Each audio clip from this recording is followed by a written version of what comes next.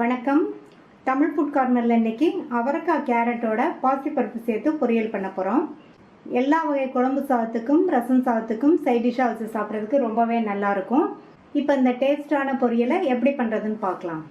இது வரைக்கும் Tamil food corner சேனலை சப்ஸ்கிரைப் பண்ணாதவங்க சப்ஸ்கிரைப் பண்ணிவிட்டு பக்கத்தில் உள்ள பெல் பட்டனையும் கிளிக் பண்ணிக்கோங்க. இந்த பேனில் 1 டேபிள் ஸ்பூன் எண்ணெய் சேர்த்து எண்ணெய் சூடாயிடுச்சு. அதில் 1/2 டீஸ்பூன் கடுகு, 1 டீஸ்பூன் உளுந்து, கடுகு உளுந்து பொரிஞ்சிருச்சு. கருவேப்பிலை சேர்த்துக்கலாம். அடுத்து 3 பச்சை மிளகாவை நீல வாக்கில் கீறி வச்சுருக்கேன். அதை சேர்த்துட்டு கூடவே ஒரு காஞ்ச மிளகாவையும் சேர்த்துக்கலாம். 1/4 கப் அளவுக்கு பொடியாக கட் பண்ண வெங்காயத்தை சேர்த்துட்டு லைட்டாக வதக்கி விட்டால் போதும். வெங்காயம் பச்சை மிளகாலாம் லேசாக வதங்கிடுச்சு. இது கூட 2 பிஞ்ச் பெருங்காய பவுடர். அடுத்து 2 டேபிள் ஸ்பூன் பாசிப்பருப்பை நல்லா 2-3 தடவை வாஷ் பண்ணிவிட்டு 1/2 மணி நேரமாக ஊற வச்சுருக்கேன். அந்த பாசிப்பருப்பை இப்போவே சேர்த்துடலாம். இது கூட 2 பிஞ்ச் மஞ்சள் தூளை சேர்த்துட்டு நல்லா ஒரு தடவை பரட்டி விட்டுக்கணும்.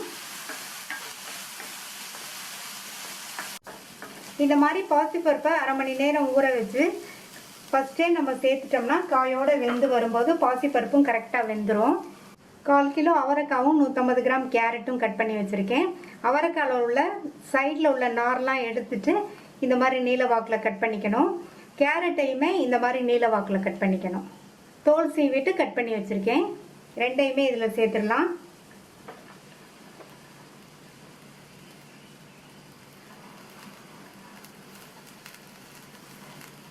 நல்லா ஒரு பரட்டி விட்டுக்கணும்.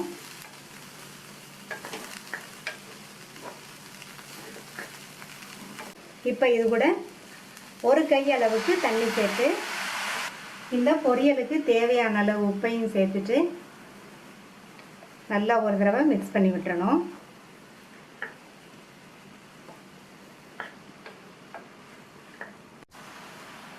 மூடி வச்சிடலாம். ஸ்டவ்வை மீடியம் ஃப்ளேமில் வச்சுருங்க. நல்லா சாஃப்டாக வெந்து வரட்டும். இடையில அப்பப்போ திறந்து பார்த்து கிண்டி விட்டுக்கணும். இப்போ 5-6 நிமிஷம் ஆச்சு. நம்ம இதுக்கு தண்ணி நிறைய சேர்க்கலை. ஒரே ஒரு கைப்பிடி அளவு தண்ணி தான் சேர்த்தோம். நம்ம மூடி போட்டதுனால அந்த ஆவியிலேயே இந்த அவரைக்காய், கேரட், பாசிப்பருப்பு எல்லாமே கரெக்டாக வெந்துருச்சு. இதில் 1/2 டீஸ்பூன் சீரகத்தை 1-2 இடித்து வச்சுருக்கேன். அதை சேர்த்துக்கலாம். இந்த மாதிரி இடித்து சேர்த்துக்கலாம், அல்லது உள்ளங்கையில் வச்சு கசக்கியும் சேர்த்துக்கலாம். நல்ல வாசனையாக இருக்கும். சீரகத்தை சேர்த்துட்டு நல்லா ஒரு தடவை மிக்ஸ் பண்ணி விட்டுறணும். அடுத்து இதில் 4 டேபிள் ஸ்பூன் தேங்காய் துருவல் சேர்த்துக்கலாம்.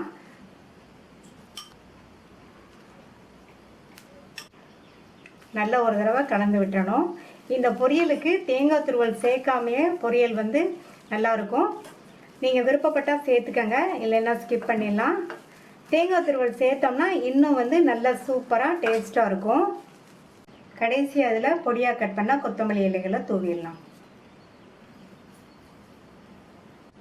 நல்லா ஒரு தடவை கலந்து விட்டுட்டு ஸ்டவ் ஆஃப் பண்ணிடலாம். நல்ல வாசனையாக டேஸ்டான அவரைக்காய், கேரட், பாசிப்பருப்பு பொரியல் ரெடி ஆயிடுச்சு. நீங்களும் ஒரு தடவை இந்த அவரைக்காய், கேரட்டோட பாசிப்பருப்பு சேர்த்து பொரியல் பண்ணி ட்ரை பண்ணி பார்த்துட்டு உங்கள் கமெண்ட்ஸை சொல்லுங்கள். தேங்க்யூ.